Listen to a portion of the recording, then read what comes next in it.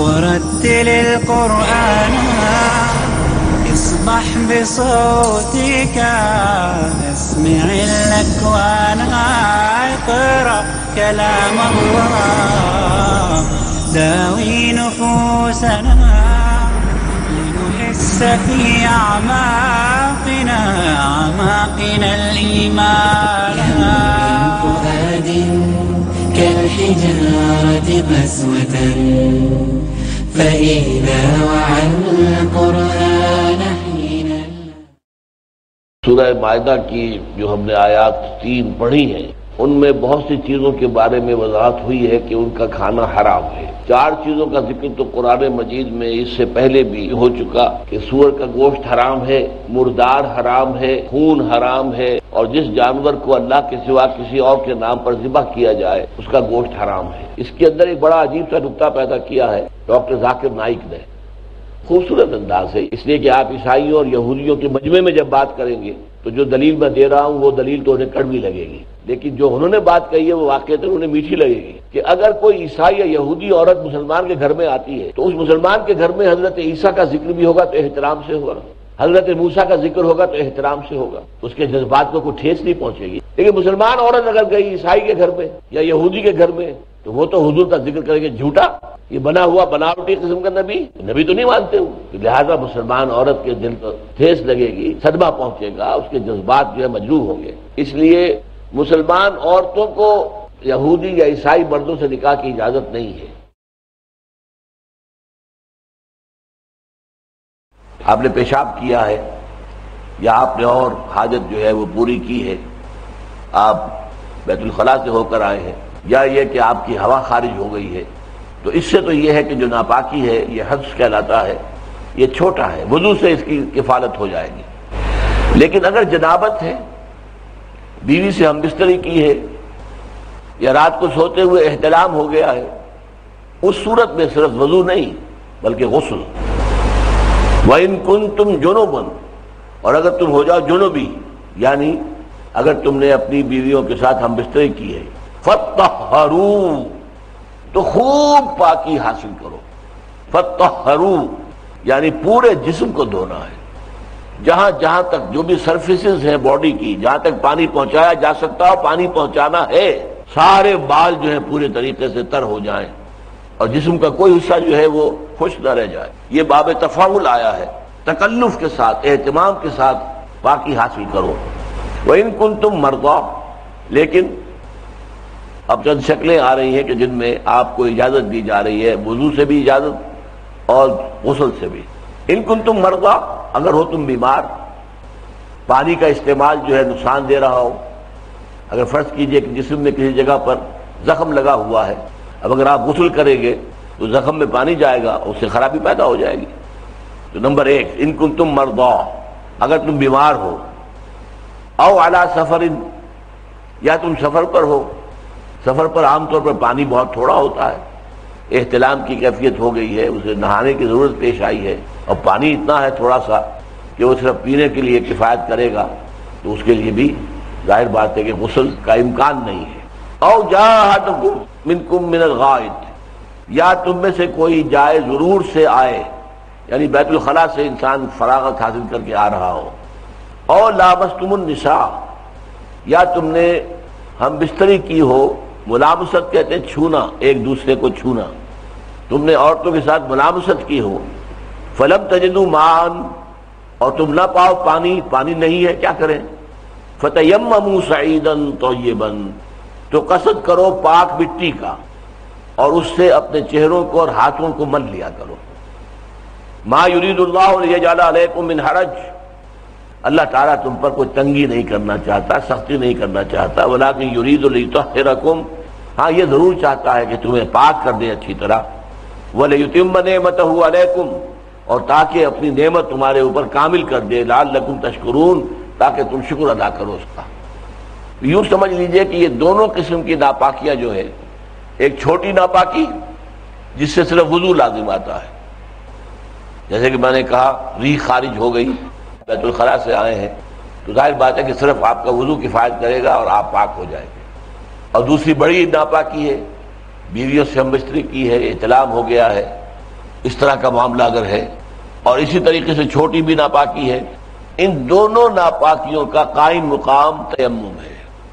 ایک صحابی کے بارے میں آتا ہے کہ انہوں نے یہ سمجھا تھا کہ احتلام کی شکل میں تو پھر تیمم جو ہے تو پورے جسم کو وہ خاک میں لوٹ رہے تھے تاکہ پورا جسم میرا جو ہے وہ خاک کے ساتھ جو ہے اس آلودہ ہو جائے، تب تیمم جو ہے اس کا بڑی ناپاکی کا جو تیمم ہے وہ یہ ہوگا۔ تو انہیں بتایا گیا کہ نہیں، ایسا نہیں ہے، بلکہ تیمم ایک ہی ہے، پاک مٹی پر ہاتھ مارنا اور اس سے اپنے ہاتھوں کو بھی مل لینا اور چہرے کو بھی، بس یہ تیمم ہے۔ آسانی دی گئی ہے۔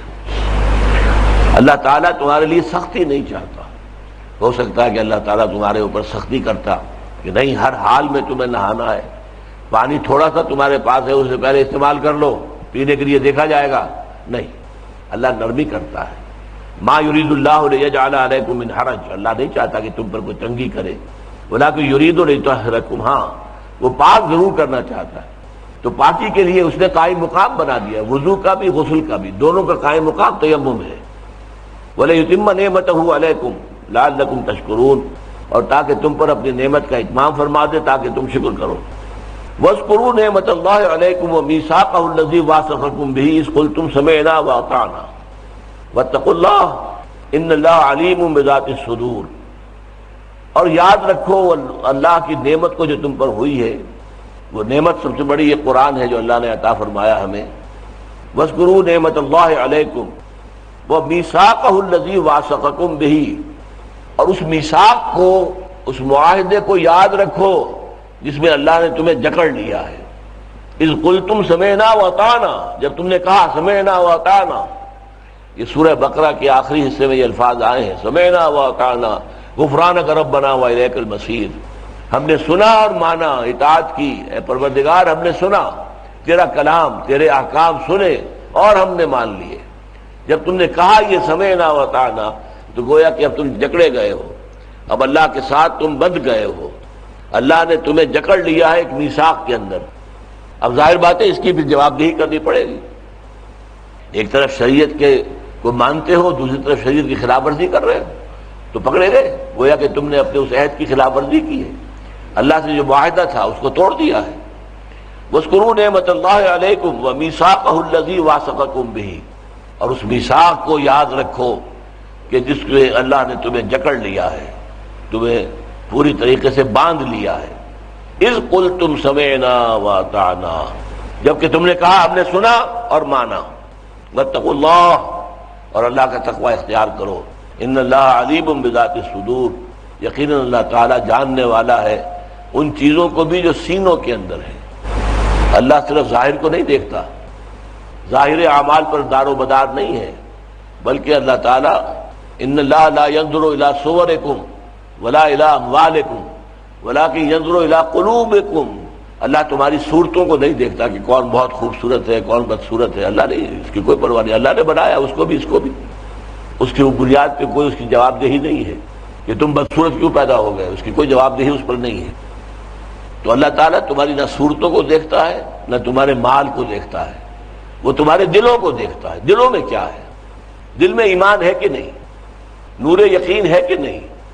یقین پیدا کرے ناداں یقین سے ہاتھ آتی ہے، وہ درویشی کے جس کے سامنے جھکتی ہے فغفوری، وہ یقین ہے یا نہیں دل میں، ایمان سے منور ہے یا نہیں یہ قلب، اللہ یہ دیکھتا ہے اور تمہارے اعمال کو دیکھتا ہے۔ لہذا یہ معاملہ ہے کہ اللہ تعالیٰ جو ہے وہ علیم بذات الصدور ہے، تمہاری نیت کو وہ دیکھتا ہے۔ چنانچہ ایک حدیث جس کا کہ اکثر محدثین نے اپنے جو مجموعے مرتب کیے ان میں شروع میں وہ حدیث لائے ہیں، انما الاعمال بالنیات، نیکیوں کا دار و مدار نیت پر ہے۔ انما الاعمال بالنیات وانما لکل امرئ ما نوى، اور ہر انسان کو وہی کچھ ملے گا جس کی کہ اس نے نیت کی تھی۔ فمن كانت هجرته الى الله ورسوله فهجرته الى الله ورسوله، جس شخص کی ہجرت ہے اللہ اور اس کے رسول کی طرف، اللہ اور اس کے رسول کے حکم کی وجہ سے ہجرت کر رہا ہے، مکے کی رہائش چھوڑ کر مدینے جا رہا ہے، تو اس کی ہجرت اللہ اور اس کے رسول ہی کے حساب میں شمار ہوگی۔ ومن كانت هجرته الى الدنيا يصيبها، اور جس کی ہجرت ہے دنیا حاصل کرنے کے لیے، جو دنیا مل جائے، میں اس کی مثال دیا کرتا ہوں. فرض کیجئے کوئی مسلمان صحابی جیسے کہ حضرت خباب تھے رضی اللہ تعالی عنہ، وہ لوہار تھے، لوگ اپنے کام ان سے کراتے تھے، ان کو اجرت ملتی تھی. اب یہ کہ مسلمان سب کے سب ہجرت کر کے چلے گئے، کفار ان سے کام کراتے نہیں تھے، لہذا اب ان کے لیے دوبر ہو گیا معاملہ. کیا کریں؟ اب مجبوراً فرض کیجئے یہ معاملہ ایسا ہے نہیں، یہ واقعہ نہیں میں بیان کر رہا بلکہ میں مثال دے رہا ہوں. فرض کیجئے کہ حضرت خباب بن الارت نے جب یہ دیکھا کہ میرے تو گاہک سارے چلے گئے تو اب میں یہاں بیٹھا کیا کروں گا، پھر وہ بھی جا رہے ہیں مدینے. لیکن ان کی نیت اصل میں ہجرت کی نہیں ہے، بلکہ یہ تو اس لیے گئے کہ ان کے گاہک چلے گئے، ان میں دنیا کی کمانے کا ایک ذریعہ جو ہے وہ ختم ہو گیا، لہذا یہ گئے ہیں. یا فرمایا اب امراتی ینکحوہا، یا کوئی ہجرت کر رہا ہے کسی خاتون کے لیے، عورت کے لیے جس سے نکاح کا خواہش مند ہے، کسی سے نکاح کی خواہش مند تھے کوئی صاحب فرض کیجئے، اور وہ خاتون جو ہے ہجرت کر کے چلی گئی مدینے. اب یہ بھی کچے دھاگے سے بندھے چلے جا رہے ہیں، تو یہ بھی اس خاتون کے لیے ہجرت کر رہے ہیں. بظاہر تو عمل وہی ہے، اللہ اور اس کے رسول کے لیے ہجرت کی ہے، اس نے بھی مکے کی رہائش چھوڑی اور مدینے میں آ گیا. جس نے دنیا حاصل کرنے کی ہجرت کی، ظاہر بات اس کا بھی عمل یہی ہے کہ مکے کو چھوڑا، خیر بات کہا، مدینے میں آ گیا. جس نے کسی خاتون سے نکاح کے لیے ہجرت کی، اس کا بھی عمل تو یہی ہے کہ اس نے مکے کو خیر بات کہا، مدینے میں آ گیا. تو ظاہر تو اعمال میں سب مہاجر ہیں. تو فرمایا من کانت ہجرتہ الی اللہ ورسولہ فہجرتہ الی اللہ ورسولہ، جس کسی کی ہجرت اللہ اور اس کے رسول کی طرف ہے تو اس کی ہجرت تو اللہ اور اس کے رسول کے حساب ہی میں شمار ہوگی. من کانت ہجرتہ لدنیا یصیبھا، اور جس کی ہجرت اس لیے تھی کہ دنیا کو حاصل کر لے، اس کی معاش جو ہے اس کے لیے یہاں پر اب دائرہ تنگ ہو گیا ہے، اس لیے وہ جا رہا ہے تاکہ وہاں پر معاش کا ایک کھلا میدان اسے مل جائے. اب امراتی ینکحوہا، یا کسی عورت کے لیے ہجرت کر رہا ہے کہ اس سے شادی کرنا چاہتا ہے. چنانچہ یہ مشہور بھی ہے کہ ایک صحابی کا نام تھا، انہیں لوگ پکارتے تھے یہی کہہ کر مہاجر و ام قیس، کہ یہ مہاجر جو ہے یہ ام قیس کے مہاجر ہیں، ام قیس سے نکاح کے لیے انہوں نے ہجرت کی ہے. تو یہ ان کے ہاں ایک صاحب کے بارے میں یہ الفاظ کہے بھی جاتے تھے. تو فرمایا فہجرتہ الی ما ہاجر الیہ، تو اس کی ہجرت شمار ہوگی انہی کے حساب میں جن کے لیے اس نے ہجرت کی. تو یہ ہے اصل میں واللہ تعالیٰ ان اللہ علیم بذات الصدور، اللہ تمہاری نیتوں سے واقف ہے. تم واقعتاً شریعت پر کاربند رہنا چاہتے ہو، اس میں فرض کیجئے کہ غلطی ہو گئی، آپ نے کسی حرام کو حلال سمجھ لیا لیکن دیانتاً سمجھا، لہذا غلطی کو اللہ معاف فرما دے گا. نحمده ونصلي على رسوله الكريم، اما بعد فقد قال الله تبارك وتعالى كما ورد في سورة المائدة: اعوذ بالله من الشيطان الرجيم، بسم الله الرحمن الرحيم، يا أيها الذين آمنوا كونوا قوامين لله شهداء بالقسط ولا يجرمنكم شنآن قوم على ألا تعدلوا اعدلوا هو أقرب للتقوى واتقوا الله إن الله خبير بما تعملون. اس سے پہلے کہ میں نے ابھی جو آیت تلاوت کی ہے اس کے بارے میں کچھ عرض کروں. پچھلے درس میں بھی جو آخری آیت تھی اس کا حق ادا نہیں ہو سکا تھا، لہذا کچھ وقت ہم اس پر صرف کریں گے. وَاذْكُرُوا نِعْمَةَ اللَّهِ عَلَيْكُمْ وَمِيثَاقَهُ الَّذِي وَاثَقَكُم بِهِ إِذْ قُلْتُمْ سَمِعْنَا وَأَطَعْنَا وَاتَّقُوا اللَّهَ إِنَّ اللَّهَ عَلِيمٌ بِذَاتِ الصُّدُورِ. اور ذرا یاد رکھنا ہمارے اس انعام کو جو تم پر ہوا، مراد قرآن مجید، ہم نے قرآن تم پر نازل کیا جو ہدایت تامہ، ہدایت کاملہ، ہدایت ابدیہ پر مشتمل ہے. وَمِيثَاقَهُ الَّذِي وَاثَقَكُم بِهِ، اور دھیان میں رکھنا، یاد رکھنا، اپنے ذہنوں کے اندر مستحضر رکھنا وہ عہد اور قول و قرار جس میں کہ ہم نے تمہیں باندھ دیا ہے. وثیقہ کہتے ہیں کسی ایسی چیز کو بھی جس میں معاہدہ لکھتے ہیں، وثیقہ نویس ہوتے ہیں، وہ خاص الفاظ ہوتے ہیں جن میں کہ اس طرح معاہدہ میں لکھے جاتے ہیں، تو وثیقہ. اور اسی طریقے سے قرآن بھی آیا ہے وَيَوْمَئِذٍ لَا يُعَذِّبُ عَذَابَهُ أَحَدٌ وَلَا يُوثِقُ وَثَاقَهُ أَحَدٌ. قیامت کے دن جو عذاب اللہ دے گا ویسا عذاب کوئی نہیں دے سکتا، اور جس طرح اللہ باندھے گا اس طرح کوئی نہیں باندھ سکتا. تو شریعت اصل میں باندھنے والی شے ہے. ظاہر بات ہے شریعت کا مطلب کیا ہے؟ آپ نے اللہ کو مانا تو اللہ کے احکام سے بندھ گئے. اب جو بھی حکم اللہ کا ماننا ہے. رسول کو مانا، رسول کی سنتوں کے ساتھ وابستہ ہو گئے. آپ کی آزادیاں ختم ہو رہی ہیں. آپ مادر پدر آزاد انسان نہیں ہیں. آپ اس گھوڑے کے مانند نہیں ہیں جو جدھر چاہے منہ اٹھائے اور دوڑ جائے، بلکہ بندھے ہوئے ہیں. تو وَاذْكُرُوا نعمت اللہ علیکم ومیثاقہ الذی واثقکم بہ اذ قلتم سمعنا واطعنا. جبکہ تم نے کہا کہ ہم نے سنا اور مانا. یہ ہے قول و قرار، ہم نے سنا اور مانا. یہ سورہ بقرہ کی لاسٹ بٹ ون آیت ہے، آخری سے پہلی آیت ہے. آمن الرسول بما انزل الیہ من ربہ والمؤمنون کل آمن باللہ وملائکتہ وکتبہ ورسلہ لا نفرق بین احد من رسلہ وقالوا سمعنا واطعنا غفرانک ربنا والیک المصیر. اہل ایمان نے کہا اے رب ہمارے، ہم نے سن لیا تیرا حکم، تیرا فرمان ہم نے سن لیا اور ہم نے اطاعت قبول کی، ہم نے سر تسلیم خم کر دیا. تو یہ جو قول ہم نے کیا ہے اللہ سے، یہ قول و قرار جو ہوا ہے اس قلتم سمعنا واطعنا، اس کے اندر ہم گویا کہ بندھ گئے. واتقوا اللہ، اللہ کا تقوی اختیار کرو. یعنی یہ نہ ہو کہ تم نے قول و قرار کر کے اس کو کوئی حیثیت نہیں دی، اہمیت نہیں دی اور اپنی من مانی کرتے رہے، بجائے اس کے کہ اللہ تعالیٰ کے احکام کی پیروی کریں، جو جی میں آیا کر گزرے، جو نفس کا تقاضا ہوا پورا کر لیا. تو پھر اس کا مطلب یہ ہے کہ تم اللہ کے راستے پر نہیں جا رہے، تمہیں اس کے برعکس جو ہے تقوی کی روش اختیار کرنی چاہیے. ان اللہ علیم بذات الصدور، تمہارا سابقہ اس اللہ کے ساتھ ہے جو سینوں کے اندر کے بھیدوں سے بھی واقف ہے. ایک تو انسان جو ہے نا جو کہتا ہے اس سے لوگ واقف ہو جاتے ہیں. ایک انسان کہتا نہیں ہے، اس کے تحت شعور میں ہوتا ہے، سب کانشیس مائنڈ میں ہوتا ہے. تو اگرچہ وہ دوسروں کے علم میں نہیں آتا لیکن اسے معلوم ہوتا ہے کہ میرے کانشیس مائنڈ میں کیا ہے، میری نیت اصل میں کیا ہے. ایک اس سے بھی اگلا درجہ ہے انکانشیس مائنڈ، انسان جس کے بارے میں خود جانتا ہے کچھ نہیں، میرے سینے میں کیا ہے میں خود نہیں جانتا، لیکن اللہ کو وہ بھی معلوم ہے. سب کانشیس مائنڈ جو ہے وہ تو کچھ نہ کچھ انسان کے علم میں ہوتا ہے، لیکن انکانشیس مائنڈ جو ہے وہ تو ظاہر بات ہے کہ انکانشیس کہتے ہیں اس کو جو بے ہوش ہو. تو بے ہوش کے علم میں کیا چیز ہے؟ کچھ بھی نہیں. اسی طریقے سے یہ ہے کہ انکانشیس مائنڈ جو ہے اسے خود اپنے بارے میں معلوم نہیں ہے کہ میں کیا سوچ رہا ہوں. اللہ وہ بھی جانتا ہے، علیم بذات الصدور. اب آج کی آیت پر آئیے. یا ایھا الذین آمنوا کونوا قوامین للہ شہداء بالقسط.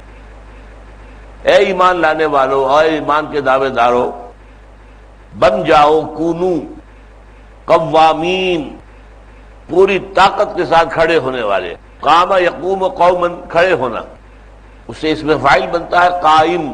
قائم ہوا ہے جو کھڑا ہے. اس سے مبالغے کا صیغہ بنے گا قوام، جیسے فعال، فاعل کوئی کام کرنے والا، فعال انتہائی کام کرنے والا. اس طریقے سے فرمایا قوام، پوری طاقت کے ساتھ، پوری قوت کے ساتھ، پوری ڈٹرمنیشن کے ساتھ کھڑے ہو جاؤ. کونوا قوامین للہ شہداء بالقسط، اور عدل و انصاف کی گواہی دینے والے بل میں کھڑے ہو جاؤ. یہاں پر نوٹ کیجئے کہ قرآن مجید دو الفاظ استعمال کرتا ہے. اردو میں ہم ایک لفظ زیادہ استعمال کرتے ہیں، وہ قرآن میں نہیں آیا. ہم کہتے ہیں انصاف کرو، انصاف ہونا چاہیے، سماجی انصاف ہونا چاہیے. انصاف کا لفظ قرآن نے اختیار نہیں کیا. اس کی معنی کیا ہے؟ انصاف کہتے ہیں نصف نصف کر دینا. ایک روٹی ہے، کھانے والے دو ہیں، تو بالکل برابر برابر تقسیم کر دی گئی، تو یہ انصاف ہو گیا. نصف کے معنی آدھا، تو پورا آدھا آدھا بوجھ. اسی طریقے سے کوئی بوجھ ہے، کہیں ڈھونا ہے، مال کہیں پہنچانا ہے، 3-4 آدمی ہیں، ان میں برابر برابر تقسیم کر دیا جائے کہ تم اٹھا کر وہاں لے جاؤ گے، تو یہ بھی انصاف ہے. عدل ایک مختلف شے ہے. اگر جو ایک روٹی تھی اس کے کھانے والے دو تھے، ایک جوان توانا آدمی، ایک بچہ، تو وہاں برابر برابر روٹی کر دینا آدھی آدھی، یہ انصاف نہیں ہے، یہ عدل نہیں ہے. چھوٹے کو آپ چوتھائی دیں گے اور اس بڑے آدمی کی ضرورت جو ہے کم سے کم وہ 3/4 سے پوری ہوگی. یہ عدل ہے. اس کو ہم اپنی زبان میں کہیں توازن پیدا کرنا. یہی قسط ہے. قسطاس المستقیم کہتے ہیں وہ جو ڈنڈی ہوتی ہے اس کی ترازو کی وہ سیدھی ہونی چاہیے. اب اس میں بھی آپ بہت عمدگی سے سمجھ سکتے ہیں بات کہ آپ کے ایک تو وہ ترازو کو پکڑنے کی مٹھ ہوتی ہے، اس کے ادھر بھی ایک آرم ہے، ادھر بھی ایک آرم ہے، ادھر ایک پلڑا ہے، ادھر ایک پلڑا ہے. اگر یہ آرم دونوں بالکل برابر ہیں تو ادھر بھی ایک سیٹ ڈالیں گے، ادھر بھی ایک سیٹ ڈالیں گے تو یہ بالکل سیدھی ڈنڈی ہو جائے گی. لیکن اگر ایک طرف آرم لمبا ہے دوسری طرف چھوٹا ہے تو لمبے والے میں زیادہ مال ڈالنا پڑے گا، لمبے والے میں کم دینا ہوگا، اور چھوٹا والا جو ہے اس کے اندر زیادہ وزن ڈالیں گے تب سیدھی ہوگی. تو مطلب یہ ہے کہ ہمیشہ ہر جگہ پر انصاف جو ہے وہ ضرورت کو پورا نہیں کرتا بلکہ عدل اور قسط. تو قرآن مجید میں آپ جہاں بھی دیکھیں گے عدل اور قسط کا لفظ آیا ہے. اب اس عدل اور قسط کی قرآن میں اہمیت کیا ہے؟ دیکھیے اللہ تعالیٰ کے ناموں میں سے ایک نام العدل ہے، اور یہ واحد نام ہے جو مصدر پر مبنی ہے.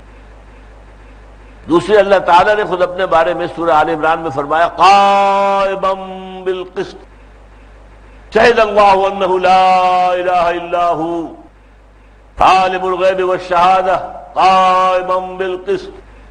اللہ خود گواہ ہے اس پر کہ اس کے سوا کوئی معبود نہیں اور وہ عدل کو قائم کرنے والا ہے.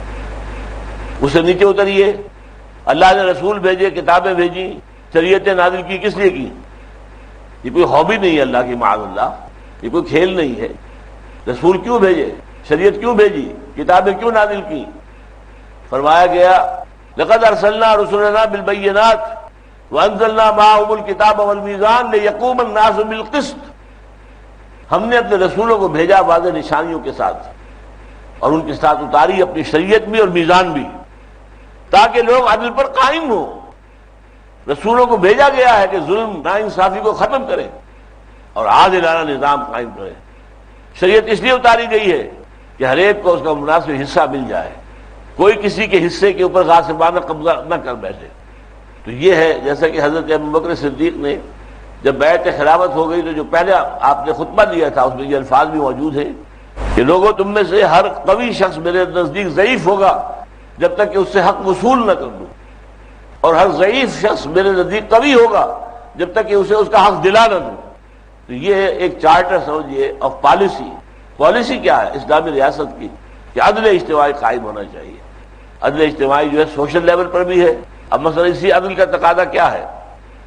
اب دیکھیے ایک مرد ہے ایک عورت ہے، اگر آپ ان کے اختیارات بالکل برابر کر دیتے ہیں تو یہ اصل میں عدل کے خلاف ہے. وہ کمزور ہے، ظاہر بات ہے ایوریجلی ایک عورت مرد کے مقابلے میں کمزور ہے. ایوریج سائز اس کا کم ہے مرد کے مقابلے میں. پھر عورت کا تو حسن اس میں ہے کہ وہ دبلی پتلی ہو، اور مرد کا حسن اس میں ہے کہ وہ قوی ہو، توانا ہو. اس میں زمین و آسمان کا فرق ہے. اس کی نفسیات کچھ اور ہے، اس کی نفسیات کچھ اور ہے. ان کے لیے برابر قانون بنا دینا جو ہے ناانصافی ہے، اس سے بڑی ناانصافی اور کوئی نہیں ہے. توازن کا معاملہ کیا ہوگا کہ دونوں کے اپنے اپنے حقوق معین کر دیے جائیں. قوام رہے گا مرد، شوہر جو ہے، باپ جو ہے وہ گھر کا فرما روا ہے. الرجال قوامون علی النساء. مرد طلاق دے سکتا ہے، عورت طلاق دے نہیں سکتی، خلا حاصل کر سکتی ہے. عدالت کے ذریعے سے ہو یا اپنے بڑے بزرگوں کے ذریعے سے ہو یا کہیں پنچایت کے ذریعے سے ہو، وہ خود اس کا اختیار نہیں رکھتی کہ طلاق دے دے.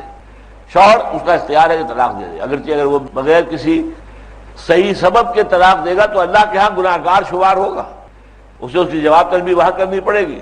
لیکن دنیا میں اسے اختیار ہے.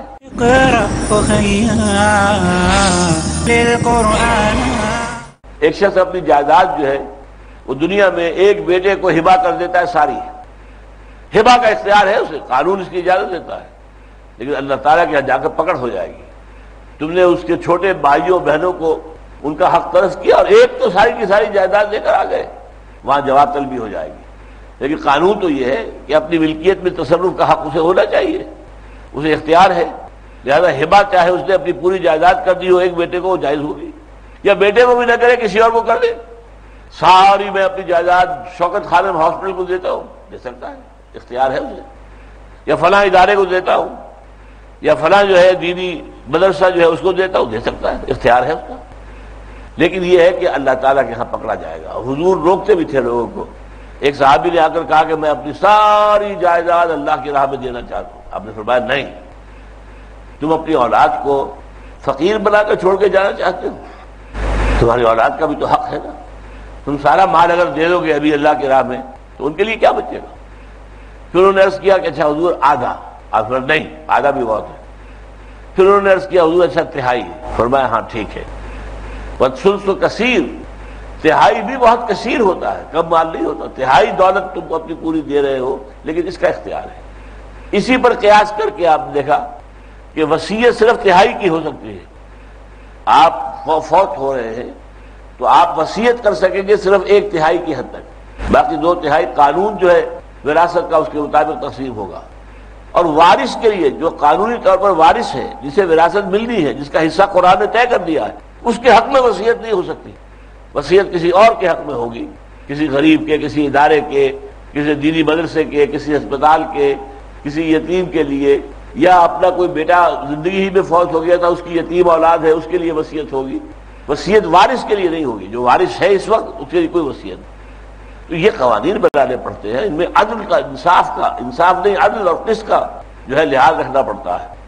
تو اس حوالے سے عدل اور انصاف کی جو اہمیت ہے اسلام میں، اس کے لیے ایک تو یہ آیت نوٹ کر لیجئے، یا ایھا الذین آمنوا کونوا قوامین للہ، اہل ایمان کھڑے ہو جاؤ پوری طاقت کے ساتھ اللہ کے لیے، یعنی اللہ کے قانون کو نافذ کرنے کے لیے، اللہ کی حکومت کو قائم اور نافذ کرنے کے لیے. شہداء بالقسط، اور عدل اور قسط کی گواہی دینے والے بن کر. اچھا دیکھیے، یہی مضمون اس سے پہلے سورہ نساء میں آ چکا ہے. سورہ نساء کی آیت نمبر 135 ہے، یا ایھا الذین آمنوا کونوا قوامین بالقسط شہداء للہ. دیکھیے دونوں الفاظ کو صرف الٹ پھیر ہوا ہے. یہاں فرمایا کونوا قوامین للہ ہے، وہاں کہا کونوا قوامین بالقسط. اور یہاں کہا گیا شہداء بالقسط ہے، وہاں کہا گیا شہداء للہ. تو بات جو ہے آگے پیچھے کر دی گئی، لیکن یہ کہ دونوں کو اس انداز میں بیان کر دیا گیا کہ اللہ کے لیے کھڑا ہونا اور حق کے لیے، عدل کے لیے، قسط کے لیے کھڑا ہونا، یہ ایک ہی چیز ہے. یہ یوں سمجھیے کہ برابر کی اہمیت ہے ان کی. عدل کے لیے کھڑے ہو جانا، کونوا قوامین للہ، اللہ کے لیے کھڑے ہو جانا. کونوا قوامین بالقسط، کھڑے ہو جانا پوری طاقت کے ساتھ عدل کے لیے. اسی طریقے سے شہداء للہ یا شہداء بالقسط، اللہ کے حق میں گواہی دیتے ہوئے، جیسے کہ اللہ خود العدل ہے، اللہ قائم بالقسط ہے، لہذا اس کے حق میں شہادت دینا تو یہی ہوگا کہ اس کے نظام عدل و قسط کو قائم کیا جائے. اب دیکھیے ایک اور بڑی اہم بات ہے، یہ عدل اور قسط کے راستے میں 2 چیزیں حائل ہوتی ہیں. ایک، کسی سے محبت زیادہ ہے، آپ اس کو اس کے حق سے زیادہ دے دیں گے. دوسرے سے آپ کو کوئی خلش ہے، چپکرش ہے، کوئی دل میں کوئی رنجش ہے تو آپ اس کو کم دیں گے، ڈنڈی مار جائیں گے. یہ 2 ہیں جو امکانات ہوتے ہیں. تو دونوں کا رد کیا گیا، لیکن سورہ نساء میں کیا گیا. دیکھو وَلَوْ عَلَىٰ أَنفُسِكُمْ أَوِ الْوَالِدَيْنِ وَالْأَقْرَبِينَ یا ایھا الذین آمنوا کونوا قوامین بالقسط شہداء للہ، اہل ایمان عدل و انصاف کے، عدل و قسط کے علمبردار بن کر کھڑے ہو جاؤ اللہ کے لیے گواہی دیتے ہوئے، چاہے وہ بات تمہارے اپنے خلاف جا رہی ہو. یہ نہیں کہ میں اگر بات سچی کرتا ہوں، بات حق کی کرتا ہوں تو مجھے نقصان ہو جائے گا، چاہے ہو جائے نقصان برداشت کرو. وَلَوْ عَلَىٰ أَنفُسِكُمْ أَوِ الْوَالِدَيْنِ، یا تمہارے والدین کے خلاف بات جا رہی ہو، چاہے تمہارے قرابت داروں رشتہ داروں کے خلاف جائے، تم نے عدل و قسط کا دامن ہاتھ سے نہیں چھوڑنا. ایک انتہا وہ تھی، دوسری انتہا یہ ہے اس کے برعکس، وَلَا يَجْرِمَنَّكُمْ شَنَآنُ قَوْمٍ عَلَىٰ أَلَّا تَعْدِلُوا اعْدِلُوا هُوَ أَقْرَبُ لِلتَّقْوَىٰ. اور دیکھنا تمہیں کسی قوم کی دشمنی آمادہ نہ کر دے کہ تم عدل نہ کرو. دشمنی ہے، اس نے ہمارے ساتھ یہ کیا تھا، یہ کیا تھا، یہ کیا تھا. یہ ہوتا ہے، خاندانوں میں چلتی ہے باتیں، رنجشیں ہوتی ہیں. تو اب اس کی بنیاد پر آدمی اگر موقف اختیار کرے گا تو یہ حد عقل، عدل سے اور قسط سے گویا کہ وہ اپنے آپ کو فارغ کر رہا ہے. تو فرمایا وَلَا يَجْرِمَنَّكُمْ شَنَآنُ قَوْمٍ عَلَىٰ أَلَّا تَعْدِلُوا، دیکھنا کہیں تمہارے کسی قوم سے کوئی دشمنی ہو، وہ تمہیں اس بات پر آمادہ نہ کر دے کہ تم عدل اور قسط کے راستے سے ہٹ جاؤ. اعدلوا، عدل کرو ہر حال میں. انداز دیکھیے قرآن کا کس زور کے ساتھ کہا ہے. جس طرح میں نے کہنے کی کوشش کی ہے، یہ قرآن کا اپنے ایک انداز ہوتا ہے، کلام کے اندر، خطاب کے اندر کہاں ایمفیسائز کرنا ہے، کہاں زور دینا ہے. تو یا ایھا الذین آمنوا کونوا قوامین للہ شہداء بالقسط ولا یجرمنکم شنآن قوم علی الا تعدلوا اعدلوا، عدل کرو، ہر حال میں عدل کرو. خواہ تمہارے باپ کے خلاف جا رہا ہو، ماں کے خلاف جائے، تمہارے بھائیوں کے خلاف جائے، تمہارے اپنے خلاف جائے. اور یہاں کہہ دیا کہ تمہارے دشمن چاہے سامنے ہو، اس کے ساتھ بھی عدل سے کام لو. اعدلوا هو اقرب للتقوی، وہی تقوی سے نزدیک تر ہے. تقوی سب سے بڑی شے ہے جو مطلوب ہے. واللہ یحب المتقین، اللہ تعالیٰ جو ہے متقی لوگوں سے محبت کرتا ہے. تو تقوی جو ہے اس سے اقرب کیا ہے؟ عدل ہے. هو اقرب للتقوی، عدل کرو گے تو گویا کہ تقوی تمہیں حاصل ہے، اگر نہیں کرو گے تو گویا کہ تم تقوی سے محروم ہو. واتقوا اللہ، اور تقوی اختیار کرو اللہ کا. اقرب للتقوی تو فرمایا، یہ تو جملہ اسمیہ ہو گیا. وہ اقرب للتقوی، اب امر آ رہا ہے، یہ فعل امر ہے. واتقوا اللہ، اللہ کا تقوی اختیار کرو. ڈرو، بچو اس کی ناراضگی سے، ڈرو اس کے قوانین کو توڑنے سے، ڈرو اس سے کہ انصاف کو چھوڑ کر اور تم ظلم پر اور ناانصافی پر اتر آؤ. ڈرو اس سے کہ کسی کی دشمنی کی وجہ سے تم اس کا حق جو ہے مارنا اپنے لیے جائز سمجھ لو، حالانکہ اس کا حق ہے تو اس کو دینا ہے. چاہے دشمنی ہے، دشمنی اپنی جگہ پر ہوگی، اس کا معاملہ علیحدہ سے طے ہوگا، لیکن اس کا حق جو ہے وہ حق تمہیں دینا پڑے گا. ان تمام چیزوں سے بچو. واتقوا اللہ، تقوی کے معنی بچنا ہے. عام طور پر ہمارے ذہن میں تصور کیا ہے؟ یہ خاص قسم کی وضع قطع ہو، داڑھی ہو، امامہ ہو یا ٹوپی ہو کم سے کم چلیے، ورنہ امامہ ہے اصل میں تو جو متقین کی علامت ہے. اور اگر تہبند ہے یا شلوار ہے تو وہ ٹخنوں سے اوپر ہو، اور چاہی بہتر ہو کہ نصف ساق تک آئے، پنڈلی کے آدھے حصے تک آئے. تو بہرحال یہ چیزیں دیکھ کر انسان سمجھتا ہے وہ متقی آدمی. لیکن کیا پتا اس کے معاملات کیسے ہیں، وہ کاروبار میں کھڑا ہے کہ نہیں ہے، معاملات میں سچا ہے یا نہیں ہے، کچھ پتہ نہیں ہے. تقوی جو ہے اصل میں ہر معاملے میں اللہ کی ناراضی سے بچنا. اور اسی لیے حضور نے فرمایا 3 مرتبہ اپنے داہنے ہاتھ سے اشارہ کیا قلب مبارک کی طرف. التقوی ہا ہونا، التقوی ہا ہونا، التقوی ہا ہونا. تقوی یہاں ہوتا ہے، تقوی یہاں ہوتا ہے، تقوی یہاں ہوتا ہے. دل میں تقوی ہے تو پورے وجود میں تقوی سرایت کر جائے گا. اگر دل میں تقوی نہیں ہے، اللہ کا خوف نہیں ہے، دل میں احساس نہیں ہے کہ اللہ کے حضور میں حاضر ہونا ہے، کھڑے ہونا ہے جواب دہی کے لیے، اگر دل اس احساس سے خالی ہے تو تم نے شکل و صورت اگر بنا بھی لی متقیوں کسی، بڑے دینداروں کسی، بڑے علماء اور صلحاء کسی شکل و صورت اور وضع قطع اور لباس وہی پہن لیا، تو اللہ تعالیٰ کی نگاہوں میں تم متقی نہیں بن جاؤ گے. تقوی یہ ہے کہ انسان اللہ تعالیٰ کے کسی بھی حکم کو توڑنے سے بچے، کسی بھی حکم کی خلاف ورزی کرنے سے بچے، اللہ شریعت کے کسی حد کو توڑنے سے بچے. اور جب یہاں دنیا میں یہ روش ہوگی تو آخرت میں وہ آگ سے بچ جائے گا. وہ سب سے بڑا تقویٰ ہوگا کہ آگ سے بچ گئے. ان اللہ خبیر بما تعملون، یقیناً جو کچھ تم کر رہے ہو اللہ اسے دیکھ رہا ہے، اس سے باخبر ہے، اس کے علم میں ہے کہ تم کیا کر رہے ہو. اور خاص طور پر نوٹ کیجئے کہ ایک تو ہے عمل کا ظاہر تو مجھے بھی نظر آیا، آپ نے کوئی کام کیا مجھے بھی نظر آ گیا.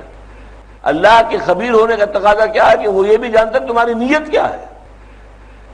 آپ گئے ہیں کسی یتیم خانے میں، جا کر آپ نے چندہ دیا ہے اور پھر وہاں فوٹو بھی کھنچوایا ہے کہ فلاں صاحب آئے تھے، انہوں نے اتنے 5 لاکھ روپے کا چندہ جو ہے عطا کیا ہے، اور یہ فوٹو اخبارات میں چھپوایا ہے. تو معلوم ہو گیا کہ اندر کیا تھا. اصل میں وہ نیکی نہیں بلکہ اپنی شہرت مطلوب تھی، یا یہ کہ سرکار دربار میں رسائی حاصل کرنے کے لیے اپنی کوئی اسٹینڈنگ بنانا کہ ہم لوگ جو ہے ایسے ایسے کام کر رہے ہیں، ایسے خدمت خلق کے کام کر رہے ہیں. تو یہ چیز اگر نیت کے اندر یہ ہے تو پھر وہ نیکی نہیں ہے، وہ تقوی نہیں ہے. لہذا ایک علم ہے ظاہر کا، ایک علم ہے باطن کا، دل کے اندر کیا ہے. انما الاعمال بالنیات وانما لکل امرئ ما نوى. اعمال کا دار و مدار، نیکیوں کا دار و مدار نیتوں پر ہے، اور ہر شخص کو وہی کچھ ملے گا جس کی اس نے نیت کی ہوگی. یہ حدیث بڑی اہم ہے حضرت عمر رضی اللہ تعالی عنہ سے، انما الاعمال بالنیات وانما لکل امرئ ما نوى. نیکیوں کا دار و مدار نیتوں پر ہے، اور ہر انسان کو وہی کچھ ملے گا جس کی اس نے نیت کی ہوگی. اب اس کے بعد آپ نے مثال دی صلی اللہ علیہ وسلم، فمن كانت هجرته الى الله ورسوله، فہجرتہ الی اللہ ورسولہ، تو جس شخص نے ہجرت کی ہے اللہ اور اس کے رسول کے لیے تو اس کی ہجرت اللہ اور اس کے رسول کے حساب میں شمار ہوگی۔ ومن کانت ہجرتہ الی دنیا یصیبھا، ابھی امرأۃ ینکحھا، لیکن اگر کسی نے ہجرت کی ہے اپنے کاروبار کے لیے، دنیا کمانے کے لیے، یا کسی خاتون سے اس سے محبت تھی، شادی کرنا چاہتا تھا اور وہ ہجرت کر کے چلی گئی مدینہ، اب یہی چلے جا رہے ہیں کچے دھاگے سے بندھے ہوئے، تو یہ ہجرت جو ہے اللہ اور اس کے رسول کے لیے ہجرت نہیں ہے بلکہ اس خاتون کے لیے ہے۔ اقرأ أخيا ورتل القرآن، اقرأ أخيا ورتل القرآن۔ اسی لیے ایک صاحب وہاں مشہور تھے اس معاشرے میں، ام قیس، مہاجر ام قیس، یہ ام قیس کے مہاجر ہیں، یہ ہجرت کر کے آئے ہیں ام قیس سے شادی کرنے کے لیے، تو یہ تمام اعمال کا دار و مدار نیتوں پر ہے۔ اسی لیے حضور نے فرمایا ان اللہ لا ينظر الى صورکم ولا الى اموالکم، اللہ تعالیٰ تمہاری صورتوں کو نہیں دیکھتا، تمہارے اموال کو نہیں دیکھتا، ولکن ينظر الى قلوبکم، ہاں تمہارے قلوب کو دیکھتا ہے، اس قلب میں کیا ہے، اللہ کی محبت، اللہ پر یقین ہے کتنا ہے، ضعیف سا ہے، دل بل یقین ہے یا واقعی پختہ ہے، راسخ ہے، اللہ دل کو دیکھتا ہے۔ لا یؤمن احدکم حتی اکون احب الیہ من والدہ وولدہ والناس اجمعین، تم میں سے کوئی شخص مومن ہو ہی نہیں سکتا جب تک کہ میں اس سے زیادہ محبوب نہ ہو جاؤں، اپنے باپ سے بھی، بیٹے سے بھی، اور تمام انسانوں سے بڑھ کر۔ جب تک یہ کیفیت نہیں ہوتی ہے اللہ تعالیٰ مانتا ہی نہیں کہ وہ شخص مومن ہے۔ اللہ کے رسول نے کہہ دیا کہ وہ شخص مومن نہیں ہے۔ لا یؤمن احدکم حتی اکون احب الیہ من والدہ وولدہ والناس اجمعین، تم میں سے کوئی شخص مومن نہیں ہو سکتا جب تک میں اسے اس کے باپ سے، اس کے بیٹے سے اور تمام انسانوں سے بڑھ کر محبوب نہ ہو جاؤں۔ ان اللہ خبیر بما تعملون، جو کچھ تم کر رہے ہو اللہ اس سے باخبر ہے۔ اللہ علیم بما تعملون، اس کا بھی مفہوم ہو گیا اللہ جانتا ہے جو کچھ کہ تم کر رہے ہو، اللہ علیم ہے جو کچھ تم کر رہے ہو۔ یہاں خبیر کا لفظ استعمال کیا ہے کہ ایک علم ہوتا ہے وہ تو آپ کو ظاہری طور پر حاضر ہو گیا، فلاں جگہ پر یہ ہوا ہے، فلاں جگہ پر یہ واقعہ ہو گیا ہے۔ ایک یہ ہے کہ اس کا کیا اسباب سے، کس طریقے سے ہوا ہے، کیوں ہوا ہے، یہ ہے بصارت، یہ ہے اس کو کہیں گے اندر کا معاملہ۔ تو اللہ تعالیٰ جو ہے خبیر ہے، ہر شے کی اصل حقیقت سے واقف ہے۔ وعد اللہ الذین آمنوا وعملوا الصالحات لهم مغفرۃ واجر عظیم، اللہ تعالیٰ کا وعدہ ہے ان لوگوں سے جو ایمان لائے حقیقتاً۔ اب یہاں پر ایمان جو ہے حقیقی ایمان مراد ہوگا۔ قرآن مجید میں اکثر و بیشتر یا ایھا الذین آمنوا سے مراد مسلمان، اور مسلمان مومن بھی ہو سکتا ہے، منافق بھی ہو سکتا ہے۔ یہ بھی ہو سکتا ہے کہ نہ دل میں ایمان ہو نہ نفاق ہو، بس اسلام ہے، مسلمان ہے۔ ہم میں سے اکثر کا حال اس وقت ایسا ہی ہے، اللہ کے فضل سے ہم منافق نہیں ہیں، لیکن یقین والا ایمان بھی ہمیں حاصل نہیں، وہ ایک سرسری سا ایمان ہے، بس وہ ایک عقیدے کا ایمان ہے، وہ ہماری زبان پر ہے، اقرار باللسان تو ہے، تصدیق بالقلب نہیں ہے، الا ماشاء اللہ۔ بہت خوش نصیب ہیں وہ لوگ کہ جن کو تصدیق بالقلب والا ایمان حاصل ہو جائے۔ تو اب یہاں بھی یہ فرمایا کہ یہاں پر معاملہ ہو رہا ہے عامل حقیقی مومنین سے۔ وعد اللہ الذین آمنوا وعملوا الصالحات، اللہ کا وعدہ ہے ان سے جو ایمان لائے، حقیقی ایمان لائے، تبھی ان کے اعمال درست ہو گئے۔ وعملوا الصالحات، انہوں نے نیک اعمال کیے، اچھی نیکیاں کمائی، لہم مغفرۃ واجر عظیم، ان کے لیے ہوگی مغفرت بھی اور اجر عظیم۔ پہلے مغفرت ہے پھر اجر ہے۔ مغفرت ایک نیگیٹو چیز ہے، ہاں تم سے خطا ہو گئی تھی معاف کیا ہم نے، تم سے یہ غلطی بھی ہو گئی تھی معاف کیا، تم سے یہ خطا بھی ہو گئی تھی معاف کیا، یہ ایک نیگیٹو اسپیکٹ ہے۔ اجر عظیم، ہاں تم نے یہ نیکی کی تھی نا، اس کا یہ اجر تمہیں ملے گا، تم نے یہ کام کوئی اچھا کیا تھا اس کا یہ اجر تمہیں ملے گا۔ تو پہلے فرمایا مغفرہ اور پھر اجر عظیم۔ پہلی بات یہ کہ مغفرت ہو جائے گی، اللہ تعالیٰ معاف فرما دے گا اور اس کے عذر کو قبول فرما لے گا، اور پھر اجر دے گا بہت بڑا۔ اللہم ربنا اجعلنا منہم، دعا کیجیے گا اللہ ہم سب کو ان میں شامل کر دے۔ والذین کفروا وکذبوا بآیاتنا، اور جو لوگ کفر کریں اور ہماری آیات کو جھٹلائیں، اولئک اصحاب الجحیم، وہ ہیں جہنم والے۔ یہ جو دو الفاظ قرآن مجید میں بار بار آتے ہیں یہ ہم معنی نہیں ہیں، ان میں بڑا فرق ہے۔ کفر کہتے کہ جس کو چھپا دینا، دبا دینا، یعنی حضور نے قرآن سنایا اور جس شخص نے سنا اس کے دل میں گواہی آ گئی کہ یہ واقعی اللہ کا کلام ہے، یہ انسان کا کلام نہیں ہے، لیکن پھر سوچا اگر میں نے مان لیا تو میرے قبیلے والے ناراض ہو جائیں گے، میرے گھر والے ناراض ہو جائیں گے، مجھے نکال دیں گے گھر سے. اب اس وجہ سے وہ چھپاتا ہے، اس کو دبا دیتا ہے. وہ گواہی جو اس کے قلب کے اندر سے ابھر کر آ رہی تھی اسے دبا دیتا ہے، چھپا دیتا ہے. کفر کے معنی یہ ہے، کفر جو کسی چیز کو چھپا دے اور جو کسی کو دبا دے، تو کفر تو یہ ہے. اور اس کے بعد کا مرحلہ ہے تکذیب. اب اتنا ڈھیٹ ہو جائے کہ جھٹلانے پر نہیں یہ اللہ کا کلام نہیں ہے، یہ محمد کا اپنا کلام ہے. یہ تو کوئی معلوم ہوتا ہے پرانے قصے ہیں، کسی سے انہوں نے سن لیے ہیں، اور ایک ان کے پاس خاص طور پر غلام ہے جو کہ عجمی ہے، اور اس سے انہوں نے تورات اور انجیل سیکھ لی ہے، اور ان سے لے کے چیزیں جو ہے سنا رہے ہیں، ہم پر دھونس جما رہے ہیں. تو یہ اس سے بڑا جرم ہو گیا. جیسے میں نے عرض کیا نا کہ مغفرت ایک چیز ہے اور اجر العظیم دوسری چیز ہے. مغفرت گناہوں سے متعلق ہے، خطاؤں سے، اس سے گزر ہونا، اس کو معاف کر دینا، اور پھر اجر عظیم، نیک و نیکیوں کا اجر عظیم عطا کیا جانا. اسی طریقے سے کفر جو ہے وہ بالکل اور ہے. اور تکذیب بآیات اللہ والذین کفروا وکذبوا بآیاتنا، وہ لوگ جنہوں نے چھپایا، دبایا. دل کی گواہی، فطرت کی گواہی سامنے آ گئی کہ ہاں یہ بات ٹھیک ہے، لیکن ابھی نہیں ماننا نہیں ہے. مان لیا تو اس کا مطلب ہے یہ جیت گیا میں ہار گیا. مان لیا تو اس کا کیا مطلب ہے کہ میں تو اپنے گھر والوں سے کٹ جاؤں گا. مان لیا تو اس کا مطلب یہ کہ جو مصیبتیں ان پر آ رہی ہیں مجھ پر بھی آنی شروع ہو جائیں گی. لہذا اس کو اب دبانا، دل کی گواہی کو دبا دینا اور پھر جھٹلا دینا. نہیں یہ کلام محمد، یہ تم ہمیں دھوکہ نہیں دے سکتے، تمہارا اپنا کلام ہے صلی اللہ علیہ وسلم. معاذ اللہ، یہ اللہ کا کلام نہیں ہے، یہ تمہارا اپنا کلام ہے. یہ باقاعدہ پیش آیا تھا ولید بن مغیرہ کے ساتھ. ولید بن مغیرہ کے ساتھ قریش کے کچھ بڑے سردار بیٹھے ہوئے تھے.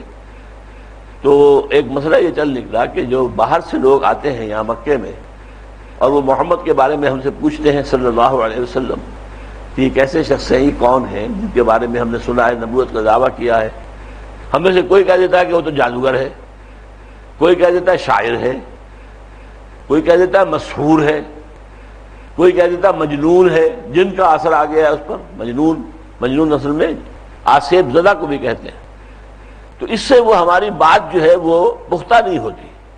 وہ لوگ سمجھتے ہیں کہ جب یہ لوگ خود کسی ایک موقف پر قائم نہیں ہیں، ان کی کوئی ایک رائے نہیں ہے، تو یہ تضاد جو ہے یہ ہماری رائے کے وزن کو گھٹا دیتا ہے. لہذا ہمیں طے کرنا چاہیے کہ ایک ہی بات سب کہیں.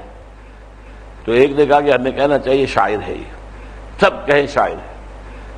ولید بن مغیرہ نے کہا میری بڑی دوستیاں ہیں شاعروں کے ساتھ اور میں بہت شعر جاننے والا ہوں اور شعر کو میں پرکھ سکتا ہوں. میں گواہی دیتا ہوں قرآن شعر نہیں ہے، محمد شاعر نہیں ہے. لوگوں کو تشویش ہوئی. پھر کسی نے کہا وہ کاہن کہو، کاہن. اس نے بھی جواب دیا میری بہت سے کاہنوں سے دوستی ہے، کہاں کاہن، کہاں محمد صلی اللہ علیہ وسلم، کہاں ان کا کردار، کہاں محمد کی شخصیت، کوئی اس میں کوئی نسبت ہے ہی نہیں. پھر کسی نے کہا کہ اچھا صاحب کہہ دو. اس پر وہ ذرا جمع ٹکا، سوچا، غور کیا اور پھر کہا ہاں بس یہ ٹھیک ہے، صاحب کہنا چاہیے. قرآن مجید میں اس کا نقشہ کھینچا گیا ہے. فقتل کیف قدر ثم قتل کیف قدر ثم نظر ثم عبس وبصر ثم ادبر واستكبر فقال ان هذا الا سحر يوسر ان هذا الا قول البشر سأصليه سقر. اب یہ جو ہے پورا واقعہ سورہ مدثر کے اندر واقع ہوا ہے کہ اس نے کیا کہا، انہیں غور کیا، بڑے لوگوں نے دیکھا، بڑے غور سے سوچ رہا کہ کیا کہنا چاہیے. انه فکر وقدر. اب وہ اپنے اس فکر کے اندر وہ اصل میں اندازہ کر رہا تھا کہ اس کو میں مان لوں تو نتیجہ کیا نکلے گا، یہ سارے سردار جو قرشی بیٹھے یہ میرے خلاف ہو جائیں گے، مجھے جو چودراہٹ حاصل ہے مکے میں وہ ختم ہو جائے گی. انه فکر وقدر فقتل کیف قدر. تو بہت ہلاک ہو جائے، برباد ہو جائے، مارا جائے. کیسا اس نے اندازہ کیا؟ اس نے اندازہ کیا مجھے اپنی حیثیت کو بچانا ہے ہر حال میں، چاہے مجھے اس سچ کو جھوٹ کہنا پڑے لیکن اپنی حیثیت کو بچانا ہے. انه فکر وقدر فقتل کیف قدر ثم قتل کیف قدر ثم نظر. پھر ذرا اس نے غور سے دیکھا، لوگوں نے سمجھا کہ یہ بڑا غور کر رہا ہے کوئی. ثم عبس وبصر. پھر ذرا اپنی پیشانی کے اوپر بل ڈالے اور ذرا منہ پہ بھی ایک پریشانی کا اظہار کیا. یہ سب کچھ کر کے کہتے ہیں یہ ایک جادو ہے جو چلا آ رہا ہے پرانے دور سے، اور یہ ایک قول بشر ہے، انسان کا کلام ہے، اللہ کا کلام ہے. یہ ہو گئی تکذیب. تو پہلی چیز کیا تھی کہ جو گواہی دل میں ابھری تھی حق کو حق ماننے کی، عدل و انصاف کی گواہی تو وہ تھی کہ اس کو مان کر اس کا اقرار کیا جائے اور پھر جو نتیجہ بھی آئے اس کو انسان بھگتے. والعصر ان الانسان لفی خسر الا الذین آمنوا وعملوا الصالحات وتواصوا بالحق وتواصوا بالصبر.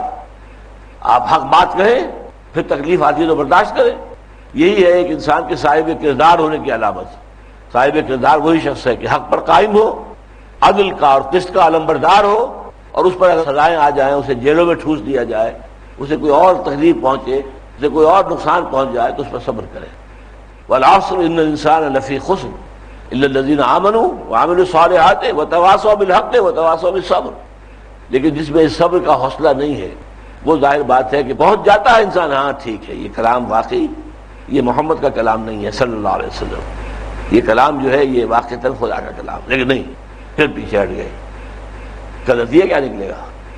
تمہارے رشتہ دار تمہارے مخالف ہو جائیں گے، تمہاری بیوی کا نکاح تم سے ٹوٹ جائے گا.